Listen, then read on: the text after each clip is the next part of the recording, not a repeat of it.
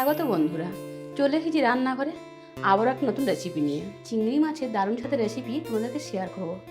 চিংড়ি মাছের মধ্যে দিয়ে দেব হলুদের গুঁড়ো, লবণ, লঙ্কার গুঁড়ো, জিরের গুঁড়ো, ধনের গুঁড়ো, কুচিয়ে রাখা পেঁয়াজ, টমেটো কেটে রাখা, ধনেপাতা। এর মধ্যে নিয়েছি শুকনো লঙ্কা, কাঁচা লঙ্কা, জিরে, সর্ষে আর একটু পোস্ত একসাথে বেটে নিয়েছি, সঙ্গে দিয়ে দেবো। দিয়ে ভালোভাবে মাখিয়ে নেব। দিয়ে দেবো সর্ষের তেল, দিয়ে দেবো স্বাদ মতো লবণ, দিয়ে দেবো চিড়ে রাখা কাঁচা লঙ্কা, দিয়ে ভালো করে মাখিয়ে নেব।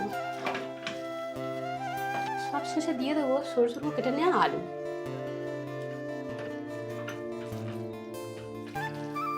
চিংড়ি মাছের সঙ্গে ভালোভাবে সব মশলা আলু মাখিয়ে নিয়েছি। কড়াই গরম হয়ে গেছে, এবারে দিয়ে দেবো মাখিয়ে রাখা চিংড়ি মাছগুলো। মশলা ধোয়া জলটা দিয়ে দেব। অল্প করে নেড়ে ঢাকা দিয়ে দিয়ে রান্না করে নেব। সরষের তেল দিয়ে নামিয়ে নেব। দেখো বন্ধুরা, আমার চিংড়ি মাছ রান্না রেডি। তো দেখো কত অল্প সময়ের মধ্যে চিংড়ি মাছটা রান্না করে ফেললাম।